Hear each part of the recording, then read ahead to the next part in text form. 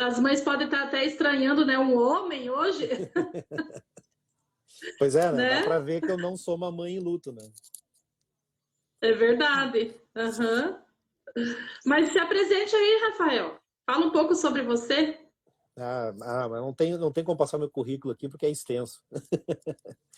Mas vamos lá, meu nome é Rafael Brilhante, né? Atualmente aí eu tenho uma agência de lançamentos digitais, né? Onde a gente trabalha com produtos digitais. Foi até através disso que eu Uhum. acabei conhecendo a Sueli aí um ano atrás, né? E, Sim.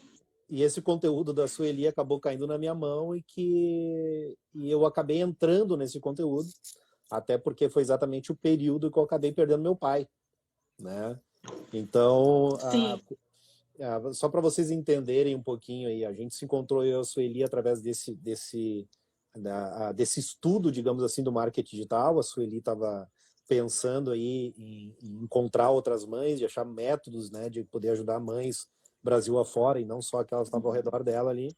E desses grupos a gente acabou se encontrando, né, e a gente acabou fechando aí uma parceria para poder levar esse conteúdo para outras mães, né. E então, o que aconteceu? Eu comecei a conhecer a Sueli, comecei a conhecer o conteúdo dela e fazia, acho que em torno aí de uns 30, não sei se fazia 30 dias que a gente estava vendo isso, a gente acabou descobrindo um câncer no meu pai, né? Um câncer de pâncreas, um câncer extremamente agressivo. E 40 dias depois meu pai acabou falecendo, né? Então, iníciozinho de dezembro, ele acabou falecendo no ano passado.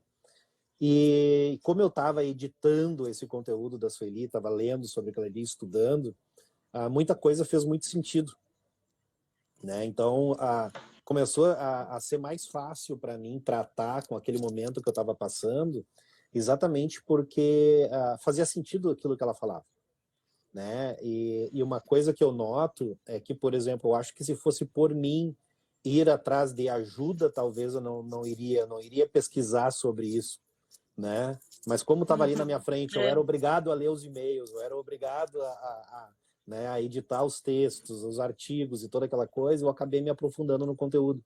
E fazia muito sentido com o que estava acontecendo, né? E eu estou Uhum. falando de fases do luto, né? Exatamente as Sim. fases do luto, tudo aquilo que a gente sente, o que eu percebi? Que as fases do luto são as mesmas para todo mundo. Pode que uma seja numa ordem diferente, pode que elas tenham uma intensidade diferente, mas elas sempre fazem sentido, né? E quando a gente fala aqui em Uhum. fases do luto, pode ser que as pessoas não entendam sobre o que a gente está falando, né? Mas Uhum. quando um exemplo que eu sempre dou é aquele e se, né? E se eu tivesse feito isso? E se eu não tivesse dito aquilo? E se eu tivesse dito não sei o quê? E se eu não tivesse deixado sair? E se eu Uhum. tivesse, né?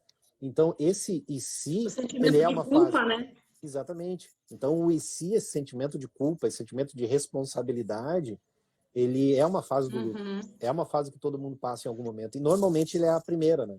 É a primeira que fica mais evidente, Uhum. aquela que tu gostaria de alguma forma de ter mudado aquele processo, né? O que eu poderia ter feito diferente daquele processo, né? Então, isso fez muito sentido. E a partir do momento que eu comecei a ver esse conteúdo, a saber que isso existia, e que não era só eu que sentia, que isso é emocional, é científico até, e eu comecei a entender o porquê que aquilo acontece, ou qual é o tipo de intensidade que uma pessoa ou outra pode ter, isso começou a me aliviar. Então, ter o entendimento do que estava acontecendo sobre o luto começou a me aliviar, começou a tirar Uhum. determinados pesos das minhas costas, né? Tem coisas que a gente não tem como, não está na nossa mão. Tem coisas que não está na nossa mão Uhum. fazer, não está na nossa mão decidir, né? Ela simplesmente acontece e cabe a gente saber lidar com isso. Uhum. Interessante isso, né? E até você, assim, trabalhando aí junto comigo, você via as mensagens das mães, né, por e-mail, falando das dores dela e meio que vinha de encontro com as suas também, né? Exatamente, né? O que eu passava pelo meu pai, imagina o que uma mãe estava passando por um filho, né? Então, assim, por Sim. mais que eu quisesse, digamos assim, até quando, para quem não, né, dizendo assim, a gente está se apresentando praticamente, né? Quando a gente começou a criar esse conteúdo, Quando a Sueli me apresentou o conteúdo dela, para mim foi muito pesado. Isso, eu abri bem o jogo para a Sueli no início, porque assim, para mim foi muito pesado. Eu passei uma semana pesado e ruim, conversava com a minha esposa, não sei se eu vou conseguir trabalhar com isso, né? Porque o meu filho pequeno, meu filho não tinha 1 ano, e eu pensando na possibilidade de não ter ele, entendeu? Então, tu tenta entrar nesse mundo e fica muito pesado, fica difícil de trabalhar com isso, né? Sim. E aí um dia eu cheguei para a Sueli e disse, olha, Sueli, a única possibilidade que eu tenho de poder te ajudar nisso é eu tratar isso de uma forma racional. Tipo assim, olha, tu tem uma informação e a gente precisa transmitir essa informação. É assim que eu vou trabalhar. Agora, eu não posso entrar no emocional disso, porque senão eu não vou conseguir lidar. E eu acabei entrando no emocional, né, sem querer.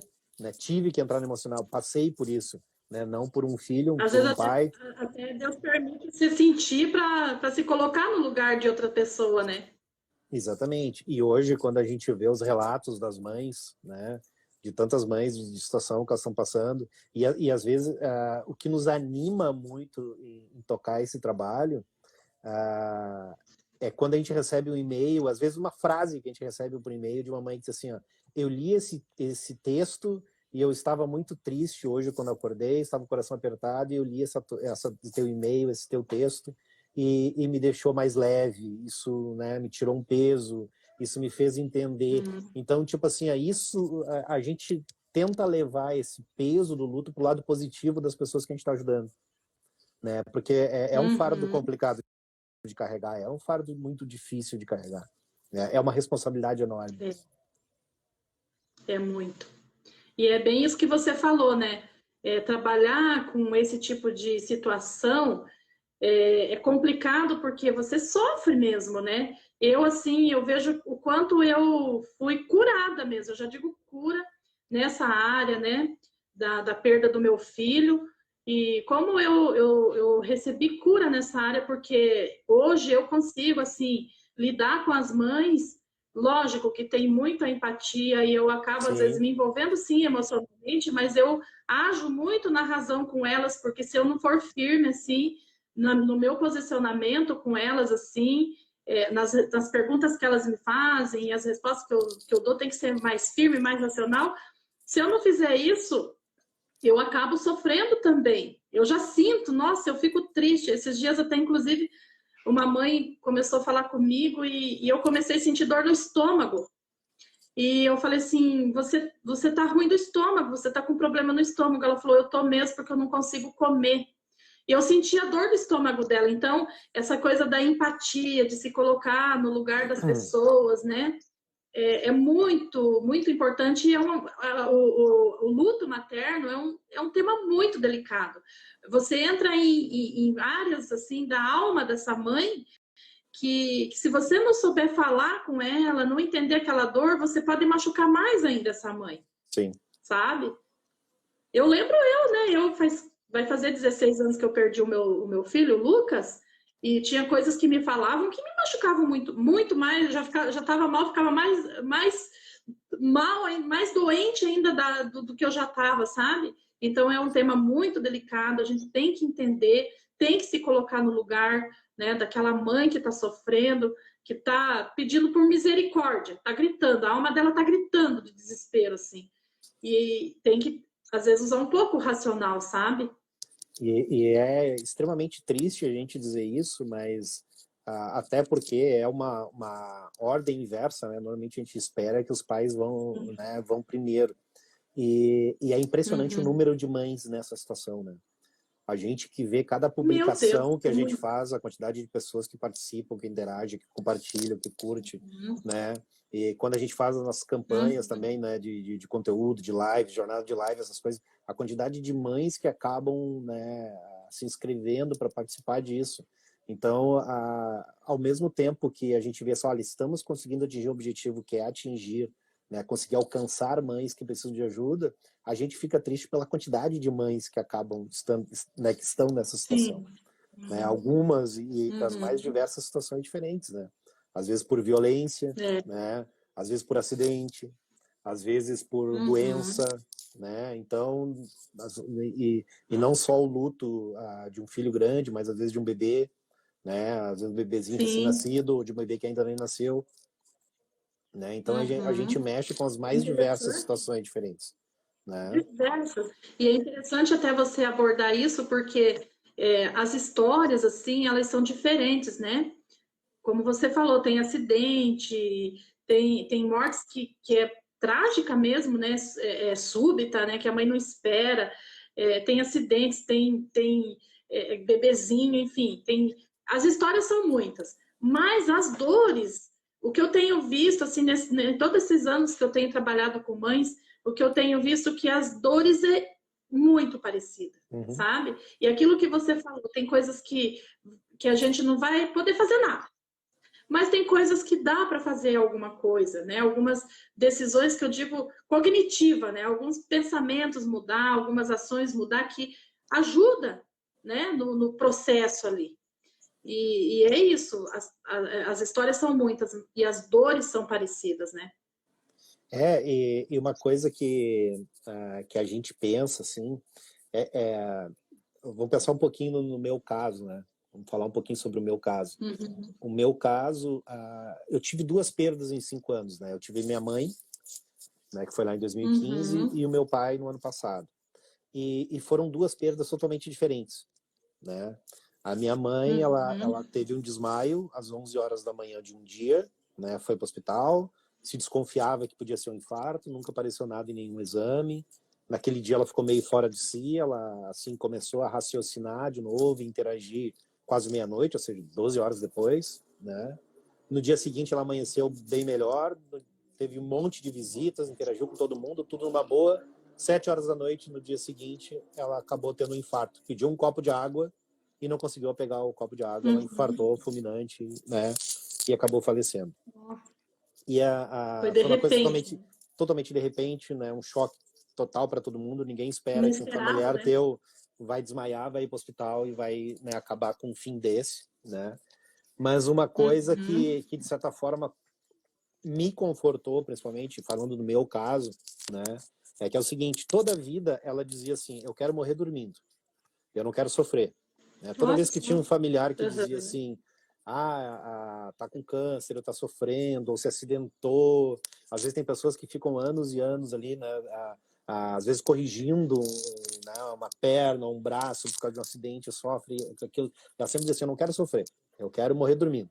E ela foi quase isso, né? Ela quase morreu dormindo, ela morreu um infarto fulminante e não teve sofrimento, né? Vamos imaginar assim, sofrimento de dor, né?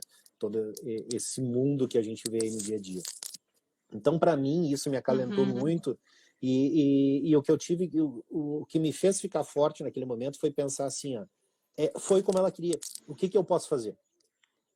Entendeu? Eu não posso mudar o que aconteceu. Eu não posso mudar como aconteceu. E Foi como mais fácil de aconteceu era como aceitar, ela né? queria. Exatamente. Então, foi mais fácil de aceitar. Né? Tu não quer perder, tu não quer, né? Tu não quer passar por isso, tu não quer acreditar que aquilo está acontecendo. Né? E na época até eu comentei com algumas pessoas assim, que quando tu é criança, tu é jovem, tu tem teus pais, tu pensa assim, como seria quando acontecesse? E aí te dá uma dor enorme, e aí tu para de pensar e resolveu, eles estão ali ainda, não aconteceu. E aí daqui um tempo tu vai lá e pensa de novo, como seria, e aí te dói pra caramba, e aí tu para de pensar. Então é fácil de resolver o problema, né? Tu para de pensar. E só que chega naquele momento, quando tu recebe essa notícia, tu não consegue parar de pensar. Tá ali, é evidente que tá ali, e tu tem que enfrentar. É um impacto, Né? né? É um Enorme impacto. impacto. E o que aconteceu naquele momento? Quando veio a notícia que a minha mãe realmente tinha falecido e que eu não tinha o que fazer por ela, e que tinha sido da forma que ela tinha imaginado, e tu imagina assim que eu recebi essa informação, eu estava indo de Porto Alegre para Taquari, que era a cidade que ela morava, dá em torno de 1h30 de viagem. Tá? Então imagina que no meio desse caminho eu recebi essa informação, digamos assim, e diz assim, mas tu estava sozinho na hora que tu recebeu essa informação assim. Mas para mim, né, foi o melhor momento, eu acho, ter recebido essa informação assim, porque eu tive todo esse tempo até chegar lá para raciocinar isso, né, para entender como aquilo estava acontecendo e por que estava acontecendo e no que eu tinha que focar a partir dali. Então, tipo assim, olha, eu não tenho como voltar para trás, eu não tenho como mudar nada do que está acontecendo e eu tenho que pensar o que eu tenho que fazer daqui para frente. E o meu primeiro pensamento foi, como está o meu pai? Era o que eu tinha, né? Eu não era casado, não tinha namorado, eu estava solteiro na época, então, tipo assim, eu não tinha filho, né? Então, tipo, o que eu tenho que focar? No meu pai. Aí eu liguei e disse, olha, como é que tá? Não, ele tá bem, tá bem. Tá, então cuidem dele até eu chegar, né? Foi isso que eu pude fazer. E o meu pai, a gente tinha como é que eu posso dizer assim? A gente toda a vida morou na mesma casa, e toda a vida viveu junto, a gente teve uma vida legal. Meus pais nunca foram, nunca teve discussão, nunca teve desrespeito de um com o outro, sempre foi uma família muito boa. Só que meu pai trabalhava demais, demais, demais, demais. Então, tipo assim, eu acho que eu só aprendi a conviver com meu pai depois que a minha mãe realmente faleceu. Depois que ela não estava junto. Né? Então, foi ali que a gente começou a conviver, que a gente começou a ir numa janta junto, que a gente foi em algum lugar comer um cachorro quente, que é uma coisa que a gente nunca tinha feito, entendeu? Então a gente começou, e foi um fato interessante que quando a gente estava chegando no cemitério para o enterro da minha mãe, a gente entrou juntos no cemitério, eu e ele abraçado, e eu disse assim, será que isso está acontecendo para a gente se ligar mais, para a gente estar mais conectado? E aí ele me respondeu assim, eu estava pensando a mesma coisa. Né? Então, o que aconteceu? A gente passou esses 5 anos, quase 5 anos aí nessa intensidade. E quando aconteceu com meu pai, esses 40 dias que a gente teve, do momento que a gente descobriu a doença até o momento que ele faleceu, entre o hospital, entre cirurgia, entre ele ir para casa, né, e tudo isso que aconteceu, houve um momento bem diferente, né, que foi assim, um pré-luto. A gente sabia que ia acontecer, era inevitável que ia acontecer, a gente sabia que tinha que tomar as ações que eram necessárias para aquele momento, né? E era muito ruim, porque o meu pai era um cara extremamente organizado e ele, tipo assim, quando realmente ele viu que não tinha volta, ele percebeu que não tinha volta, ele mandou fazer todas as procurações que tinha que fazer, que tudo tinha que ficar resolvido, ele assinou tudo que tinha que assinar, entendeu? Tipo assim, para quando ele falecer, não tivesse nada para ser resolvido. E por incrível que pareça, a gente tinha alguns problemas, tipo assim, que estavam há 5 anos na justiça, de umas terras que a gente tinha, 5, 6 anos lá na justiça, e se resolveu na sexta-feira antes dele falecer. Se na sexta-feira a gente botou a mão na documentação e na quarta-feira ele faleceu. Entende? Então, assim, parece que tudo, e para mim, principalmente, que eu tinha que pegar essa documentação, tinha que ir lá no banco resolver uma coisa, e eu chegava para o gerente do banco e dizia assim, olha só, para mim tá me doendo pra caramba que eu tô aqui já tratando como se meu pai tivesse morto e meu pai tá lá vivo. Tá entendendo? Mas era o desejo dele, era assim que ele queria que a coisa acontecesse. Só que já era. Ali, né? Eu já tava vivendo, entendeu? Eu já tava tendo que tomar ações que eu teria que tomar, porque ele já não tava mais ali, né? Tipo assim, ele já não poderia mais estar ali, ele estava numa cama. Apesar dele estar consciente, ele estava numa cama. Você falando isso, né? Quantas mães que passam por uma situação parecida assim, às vezes o filho está doente, já foi diagnosticado, né, pelo médico que nem o meu, né? Sim. O meu quando sofreu acidente, entendeu? O meu quando sofreu acidente, que ele sofreu acidente na quinta-feira, e o médico falou para mim, olha, não, o que nós como médico poderíamos fazer, já fizemos, e agora, e eu negava, sabe? E eu falava, não, mas ele vai sair dessa, eu tenho fé, e realmente eu tinha fé mesmo. Sim. Só que eu já estava negando, né, que é uma fase do luto, eu já estava vivendo ali um luto, né?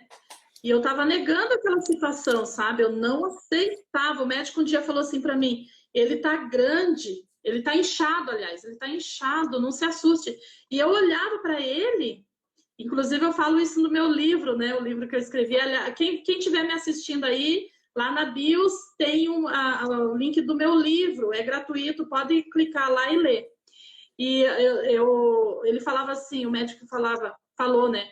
Ele tá inchado, e eu olhava para ele, para mim ele era grande, ele era um meninão grande. Ele sempre foi grandão, ele tinha 1,85 m e pesava 90 quilos. E para mim ele estava grande, ele não estava inchado. Então, sim, eu estava negando a situação. E o médico já tinha falado, olha, não tenho que fazer mais. E eu falava, não, meu filho não vai morrer. Você vê que situação, né? A gente sempre tem esperança, né? Sempre, sempre. E a mãe, então, meu Deus, a mãe não aceita. A mãe já, no caso que nem de uma mãe que está com o filho hospitalizado ali, às vezes meses com doença, coisa assim, a mãe luta até o fim, né? E olha que interessante. Mesmo essa mãe lutando até o fim, não aceitando a morte, fazendo tudo que está ao alcance dela, quando o filho morre, a mãe se sente culpada. Que a gente nunca vai ter feito o suficiente, né? Não. A mãe se sente culpada. Eu até falo para as mães, tá, você se sente culpada, faz sentido? Faz sentido você, porque se eu tivesse feito isso ou aquilo, ele não tinha morrido. Tá, faz sentido? Será que sim, que a vida dele estava nas tuas mãos? Não faz. Outras falam, faz. Então, se faz, não tem nada demais, é o teu sentimento. Vai lá, peça perdão a ele, peça perdão a Deus, se perdoe e tá tudo certo.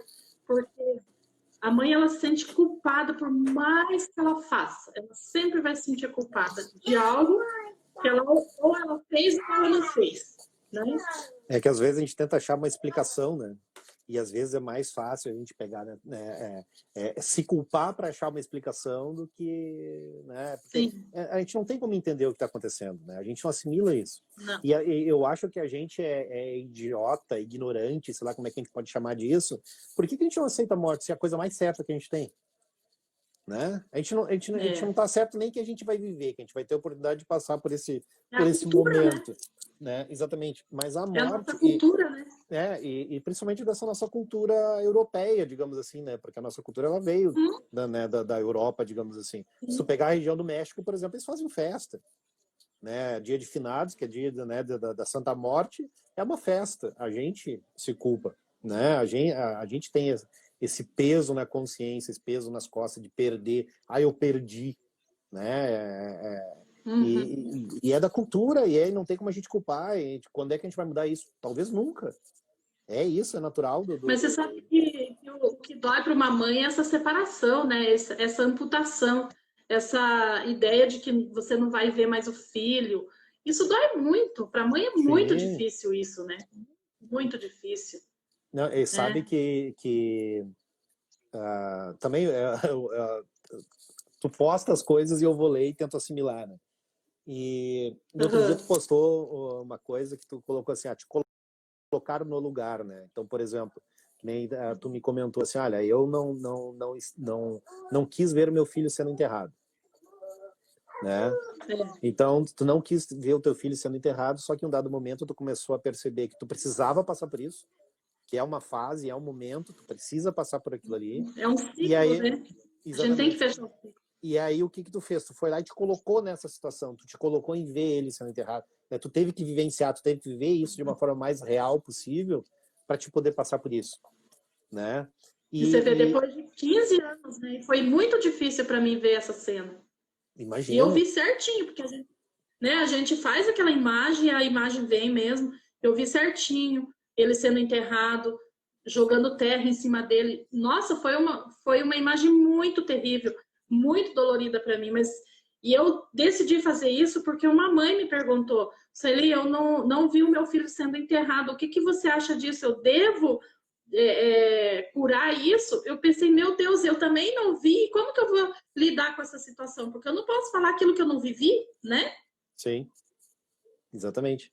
E tem uma coisa que me chama atenção nisso, e aí quando tu falou tudo isso, eu fui pensar, que para mim, hoje eu tenho uma fase que eu ainda não curei, que foi mais ou menos isso.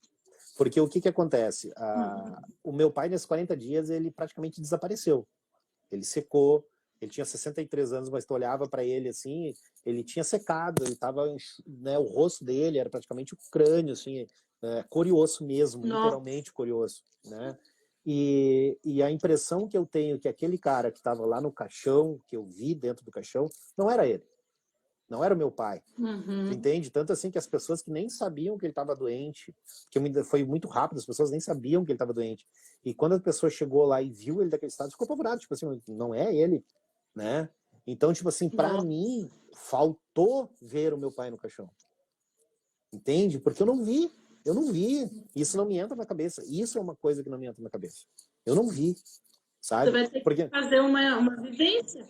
Você vai ter que vivenciar isso. Quando a gente começou a ver, e aí isso seria um papo enorme para falar sobre isso, assim, tudo que a gente foi passando, mas sobre esse pré-luto, né?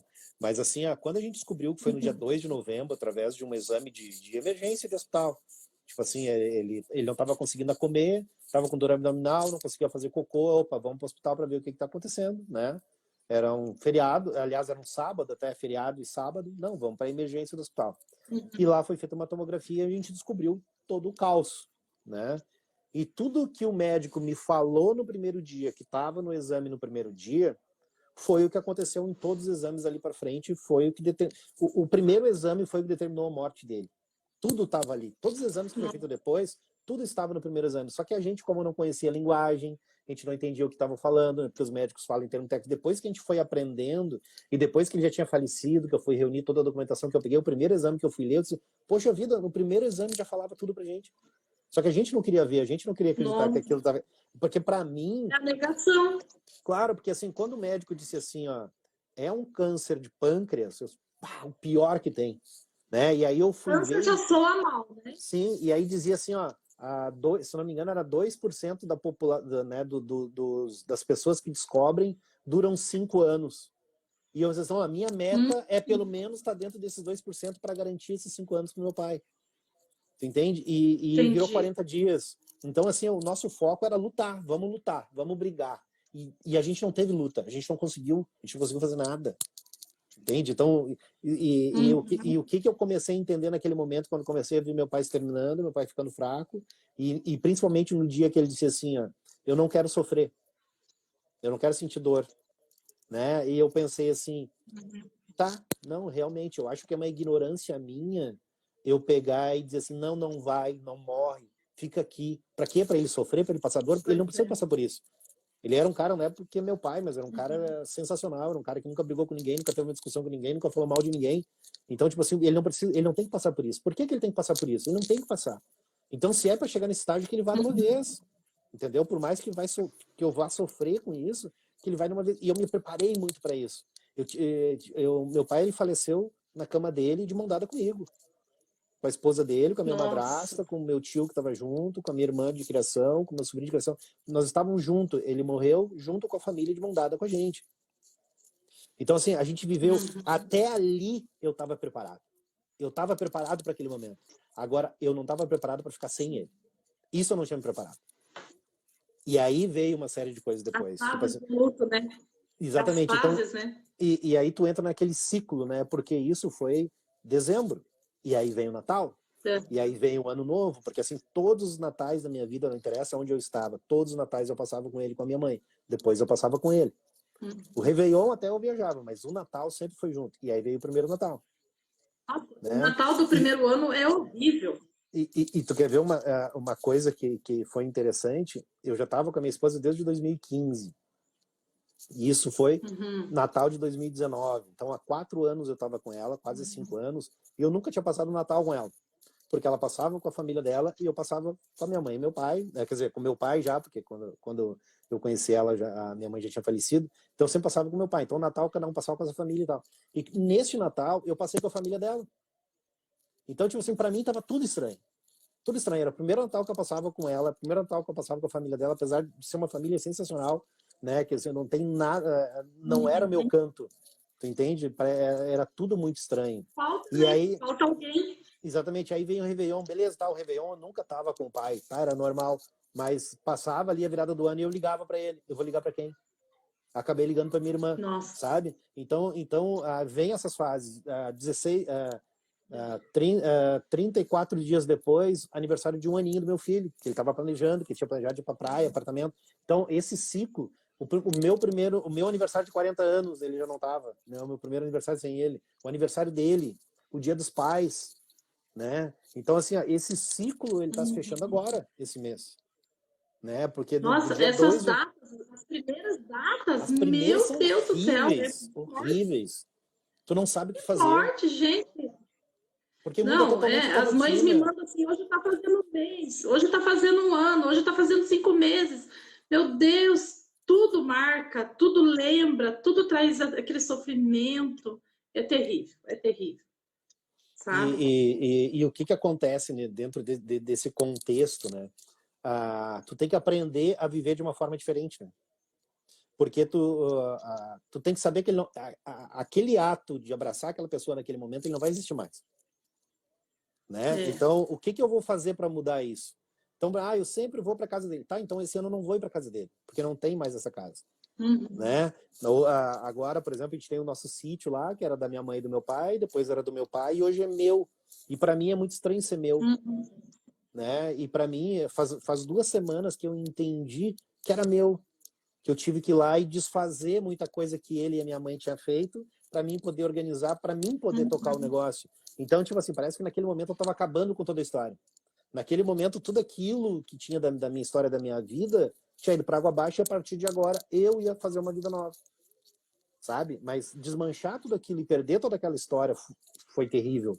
Então, é mais uma fase, entendeu? É mais uma fase que a gente passa nesses momentos. Nossa, são Que várias segundo situações.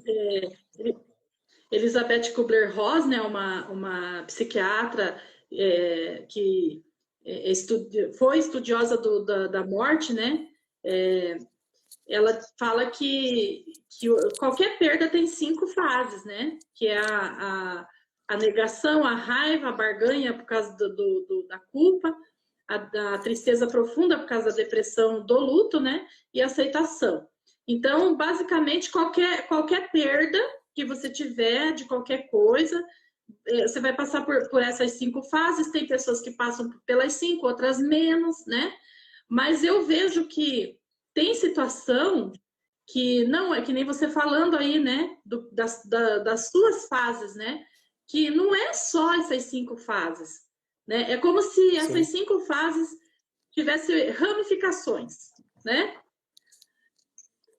Para uma mãe, então, meu Deus, é tantos sentimentos e é uma oscilação de emoções, porque a emoção fica totalmente desequilibrada, né? Nos primórdios ali da perda. Eu digo que é no olho do furacão das fases do luto, né? Uhum. A mãe fica totalmente perdida e é um misto de sentimentos durante o dia. É pior que Curitiba, né? Curitiba tem as 4 estações, às vezes, no dia, né? É bem por aí. Nós estávamos... Para quem chegou agora, nós estávamos falando disso, né? Que eu moro em Curitiba e o Rafael mora no Rio Grande do Sul. Mas, assim, é uma oscilação terrível. É um misto de sentimentos. É como uma montanha-russa mesmo. Hora está em cima, hora está embaixo. Você não sabe o que fazer, nem para onde ir. Eu ficava desesperada, eu não sabia o que fazer. Nossa, parecia uma barata tonta, né? Não, É até assim, porque... que nem você está falando, né? Os sentimentos que você teve em relação ao seu pai, né? Imagina, não comparando, né? Não comparando a perda, mas imagina uma mãe vivendo isso, né? Esses dias eu recebi uma mensagem de uma mãe: perdi meus 2 filhos, uma menininha de 6, parece, um menino de 9. Falei, meu Deus, como assim? Deslizamento de terra. Ah, você lembra do e-mail lá, né? Uhum, uhum. Eu falei, meu Deus do céu, como que uma mãe vive depois disso? Né? Imagina perder tudo Pense. assim, né? Não, assim, Sueli, quando eu converso, quando eu vejo alguém em alguma situação que eu indico o teu conteúdo, que eu indico, e até fazer propaganda, né? Mas entra aí, suelielavo.com.br, tem o e-book da Sueli, tem o livro da Sueli lá que é gratuito para ler, que conta a história dela, né, da morte do filho dela, como tudo aconteceu. Mas principalmente, o que eu gosto do conteúdo da Sueli é o seguinte: ela não é uma profissional da área que fala sobre o assunto, não, ela viveu isso, né? A Sueli, ela teve no fundo do poço, né? Às vezes ela não deixa claro isso na live, às vezes acho que até que ela não gosta de falar, mas ela teve no fundo do poço e teve um dado momento que olhar para fora e pensar, eu não posso viver assim, e como que eu saio disso, né? Então, e quando ela conseguiu sair, ela teve a excelente ideia e obra de Deus disso, de pensar assim, não, eu tenho que ajudar outras mães nessa situação, né? Então assim, isso é sensacional, porque a gente precisa disso, né? A gente precisa entender e a gente discute muito sobre isso, né, Sueli? Porque assim, a cura do luto, ela talvez ela não exista mesmo, né? Mas o entender o luto, né? Porque a gente sabe que a dor do luto, ela não passa nunca. A gente vai se acostumando com ela.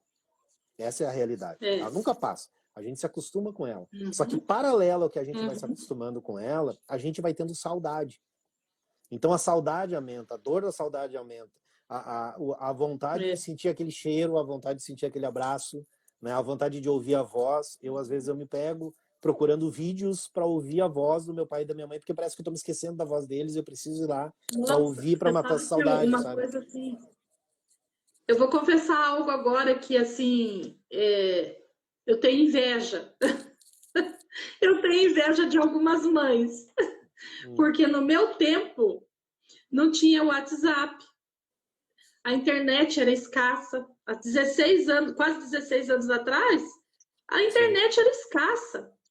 Não tinha WhatsApp para mandar mensagem, ouvir a voz, né? Uhum. Então, eu só fiquei com o caderno dele, onde ele escrevia algumas coisas, alguns pensamentos que ele tinha, sabe? E eu fico com inveja das mães, que nesses dias uma me mandou, essa semana ainda, duas me mandaram vídeo dos filhos. Eu fico com um pouco, uma pontinha de inveja dessas mães, porque eu queria ter, tipo, um áudio dele para ouvir a voz dele. Eu nunca mais ouvi a É, voz do meu filho. Sueli, e Um tu vídeo sabe, dele, e né? assim, ó, quando a minha mãe faleceu e foi agora, né, 2015, foi complicado de achar uma foto boa para colocar no túmulo.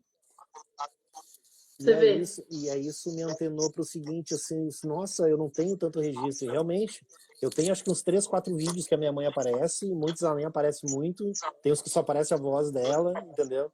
E aí naquele momento eu me Uhum. acordei, eu disse assim, nossa, eu preciso ter mais coisa com o pai. E a partir dali eu comecei a registrar muita coisa com o pai. Então, apesar do meu pai ter convivido pouco tempo com meu filho, que ele conviveu 11 meses com meu filho, 10 meses, digamos assim, intensamente, depois, o último mês já estava praticamente no Uhum. hospital, eu tenho muito registro dos dois juntos, e cenas lindas dos dois juntos, né? Nossa, olha só. Então, o que que acontece? Assim, ainda bem que eu tive essa clareza naquele momento, e assim, eu não posso perder isso, né? Porque o meu filho Uhum. ele não vai se lembrar do vô, né? Mas vai ser um Sim. registro que eu vou ter para poder mostrar para eles, ó, era assim, ele era assim, ele te tratava dessa forma, tá aqui, ó, olha, assiste. Entendeu? É diferente de tu só Uhum. contar, né? Então hoje, realmente, a gente reclama muito da tecnologia e tal, mas acho que a tecnologia, ela tem esse poder, né? E eu até Nossa, aconselho as pessoas, né? Por mais que tu não queira perder a pessoa, pensa que tu pode perder. Registra isso, que pode ser importante, sim. talvez nem tão importante para ti, mas para outra pessoa, né? Nossa, dizer o quanto ama, eu ainda, graças a Deus, né? Meu filho sofreu um acidente na quinta, né? E eu ainda tive 3 dias para dizer no ouvido dele, mesmo ele em coma, né? Dizer o quanto eu amava ele, sabe? Eu consegui ainda meio com de longe, assim, porque ele estava com uma parafernália toda em cima dele no hospital, na UTI, mas de longe, assim, eu conseguia beijar o rosto dele. Então eu ainda tive a oportunidade de dizer o quanto eu amava ele e ainda beijar o rostinho dele, sabe, enquanto estava vivo, mesmo em coma, né? Então, essas coisas são muito importantes, né? Porque depois você começa a pensar e vem o sentimento de culpa. Por que, que eu não tirei mais tempo com ele? Por que, que eu não falei o mais que amava? Por que eu não abracei mais? A gente se culpa por isso, né? Porque a gente É, perde, às vezes, a oportunidade, né? De tu fazer isso, sabe, né? eu tive muitos momentos, muitas oportunidades de dizer eu te amo pro pai, e eu vivia dizendo e vivia abraçado nele. A gente se tornou muito parceiro Uhum. e de indiada também, né? Porque o meu pai era muito no canto dele. Então, às vezes, para envolver ele, alguma coisa, fazer ele vir me visitar, eu arrumava uma desculpa. Tá, vou fazer um almoço para X pessoas, vem me ajudar. Ele pegava e vinha todo disposto, porque ele adorava cozinhar, né? Então, era Olha uma só. forma que a gente tinha de se envolver e participar e estar junto e fazer as coisas. A gente trabalhava muito bem junto fazendo essas coisas. E Uhum. então eu tive essa oportunidade várias vezes de dizer, e mesmo nesses 40 dias eu tive a oportunidade de estar 40 dias no lado dele, né? Então eu estava inclusive Uhum. trabalhando num contrato, porque eu tenho empresa, então eu estava prestando serviço numa empresa, eu rescindi o contrato no último mês para poder ficar junto com Ai, ele, mais que próximo lindo. dele, porque era o que eu podia fazer, né? E tu sabe até quando a gente começou a tratar, né? Às vezes a gente marcava de conversar e dizia, ó, não vou conseguir porque eu tô no hospital, não vou. Então foi um momento bem turbulento, mas eu não me arrependo nada, nem um momento de ter feito isso, porque era o necessário para o momento. Mas da minha mãe eu não tive essa preparação, porque foi extremo, mas a gente era muito Muito ligado, a gente rápido, estava então. sempre junto, né? Eu estava lá, eu estava deitado no colo dela, né? Com Olha só. quase 40 anos nas costas, 30 e poucos anos nas costas. Então, tipo assim, eu não tenho nada para Gostoso, né? dizer. Não, claro. E, tipo assim, eu não tenho nada para dizer, né? Isso eu não Tem uma fiz, ou mãe isso eu dizendo assim, fiz. ó. Tem uma mãe dizendo assim: não tivemos essa oportunidade, pois ele morreu afogado. Eu sei né, dizer para as mães aí que não conseguiram ter essa oportunidade, mas assim, eles são uma alma, né? E se você faz uma imagem dele, dela, você pode conversar. É claro que a gente sabe que você não está conversando com a pessoa, mas assim, você pode aliviar o seu coração fazendo essa imagem, né? Matando a saudade, falando o quanto ama, É, né? e aí tem um fato bem interessante. Desde quando aconteceu, eu nunca tinha sonhado com ele, por exemplo. Né? A minha mãe, quando Hum, faleceu, eu sonhava com ela, mas eu não sonhava com ela no momento pensando assim, ela tinha falecido. Não, era vivendo um momento e como se ela tivesse ali viva, sabe? Então depois, no outro dia que eu pensava assim, nossa, eu podia ter aproveitado para abraçar, eu podia ter aproveitado, né? E simplesmente a gente viveu aquilo, eu não percebi, eu não lembrei que ela não estava mais aqui e tal. E isso foi por algum tempo, assim. E o pai não tinha passado por isso. E aconteceu essa noite. Tu vê que parece olha só. que foi uma coisa assim, pelo que aconteceu hoje, sei lá, né? Mas Sim. aconteceu Uhum. na verdade, com ele, eu sabia. Né? Eu sabia o que tinha acontecido. Tanto que assim, quando ele parou na minha frente, ele parou dando. Ele não falou nada, um sonho, né? Nesse momento. Ele só parou para mim, olhando, rindo, me deu um sorriso, assim, que ele dava sério no canto dele, assim. E aí eu peguei, abracei ele e falei para ele: olha, eu te amo muito, tá fazendo muita falta, né? Mas eu sei que tu tá perto, eu te sinto e tal. E foi sensacional passar por esse momento, sabe? Foi muito Olha bom. E eu só. acho que realmente a gente consegue focando nisso, né? A gente consegue ter essa Sim. ligação. Eu sonhava muito com o Lucas, né? No começo. E eu matava minha saudade com ele, assim, no sonho, sabe? Era muito bom. A gente se É, renova, né?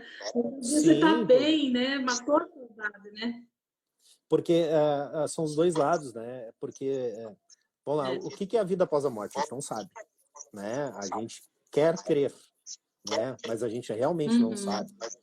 E quando tu vê assim, tu percebe que, poxa, ele tá bem, né? Ele tá bem, ele tá Sim, do jeito que ele era bem, ele não tá magro, né? Do jeito que tava, ele não tá uhum. machucado, né? Do jeito que tava. Então, tipo, traz um conforto grande pra gente quando a gente vê essa situação, né? Porque a gente se coloca de frente a uma situação assim. Uhum. Então, é uma experiência É, que a gente tem que na levantar as mãos verdade, pro né? céu quando consegue passar. Sim.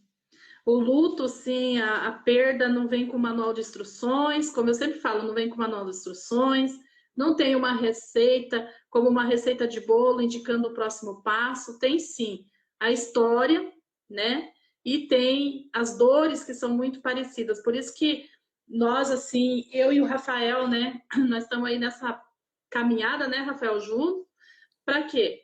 Para ajudar as mães, principalmente as mães, né? Porque é o meu foco, e ajudar as mães a entender o processo das fases do luto, de como lidar com essas emoções, né, Rafael?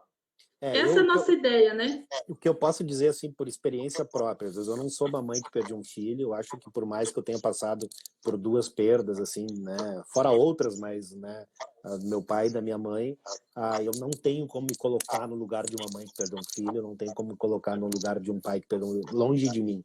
Mas o que eu quero deixar bem Uhum. claro, o que eu quero, se eu puder dar um conselho, busquem entender o que está acontecendo. Né? Um dia eu conversando com a Sueli me disse uma coisa assim que eu fiquei parado, eu fui pesquisar para saber se era verdade, porque era um número absurdo. Ela me diz assim, 80% dos casais que perdem um filho se separam. E aí eu disse, não pode ser. Fui atrás e é real. Então, assim, meu Deus, se isso acontece, é porque existe algo errado. E se eu tenho essa compreensão, é mais fácil eu entender e reverter a situação do que ir lá e me separar. Então, por isso que é importante a gente Detalhe, entender. o casal não se separa porque perdeu o amor. É porque não se comunicam, se distanciam, né? né? Como tu comenta também, né, das crianças, né? Porque a mãe, e quando a Sueli, e por isso que eu digo assim, gente, entendam, se vocês querem, pesquisem sobre isso. A Sueli tem muito conteúdo sobre isso, mas assim, quando ela começa a falar, quando começa a ler o conteúdo, tu começa a ver o quanto faz sentido, porque eu presenciei várias mães que passaram a se preocupar mais com o filho que ela tinha perdido do que com o filho que ela ainda tinha, que tinha ficado, e os problemas que isso causou.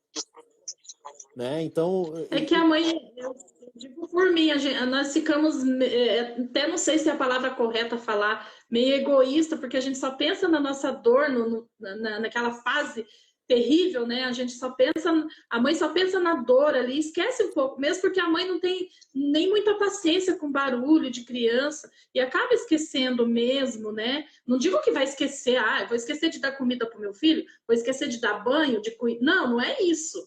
Mas sim. ela se ausenta um pouco.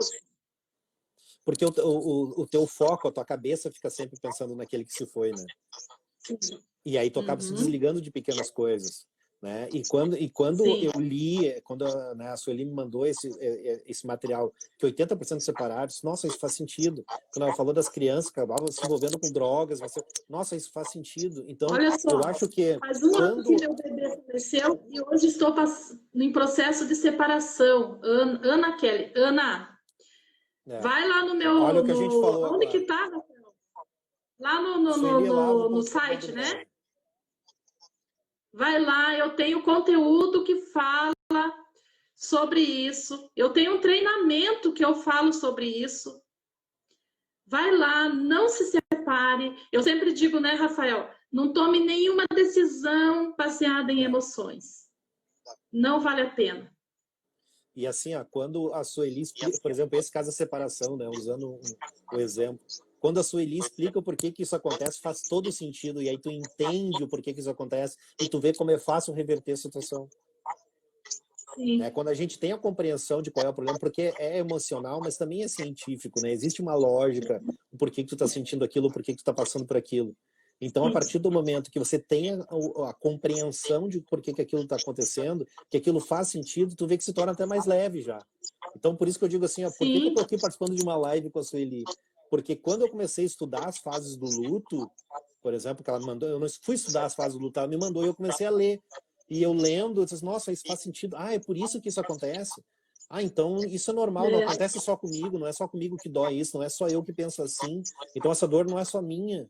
Isso é uma coisa comum e natural, né? Tem uma frase da Sueli que diz, né, que o luto ele é dolorido, mas ele é necessário, né? Tu tem e que ele passar é por saudável, né? saudável. Isso, ele é saudável. Um luto é saudável. Como assim que o luto é saudável? Nossa, né? Mas até um impacto. não, é um Como absurdo assim? isso. Né? É um absurdo, mas porque você tem que passar por ele, você tem que ter a compreensão dele. E às vezes uma pecinha falta. Sim. Outro dia nós estávamos conversando, eu e a Sueli, sobre todas essas mortes do Covid, que é um caixão fechado, lacrado. Tu nem sabe se é o teu parente que realmente está lá dentro. Como é que tu vai vivenciar o enterro? Como é que tu vai vivenciar a morte? Tu não vai vivenciar. Ele saiu de casa daqui a pouco bem, foi fazer um exame, se trancou numa UTI, e de lá ele saiu num caixão, e daqui a pouco tu acha que a qualquer momento realmente ele vai entrar pela porta, que foi um engano. Então é natural que isso aconteça, é natural passar por isso, né? É bem isso, né? Rafael, já tá dando uma hora? Pois é. Para quem não sabe, o Instagram derruba a live quando chega em 1 hora. A gente podia ficar horas. Foi muito bom aqui, conversar com você, Rafael. Precisamos marcar mais conversas assim, né? Falar sobre o luto, né? É muito bom, porque as pessoas têm esse mito, né? De não falar sobre morte, sobre luto, né? E assim, quem quiser falar com a Sueli, conversar com a Sueli, entra lá no site suelielavo.com.br, tem um grupo no WhatsApp também lá que a gente troca informação. E até quem quiser, assim, tiver vontade de conversar com a Sueli, até numa live mesmo, ou particular, ou numa live, entre em contato com a Sueli, né? A gente tem essa intenção, a gente sabe o quanto é bom, tem pessoas que não querem falar, mas tem pessoas que precisam falar. Então, de certa forma, é uma porta aberta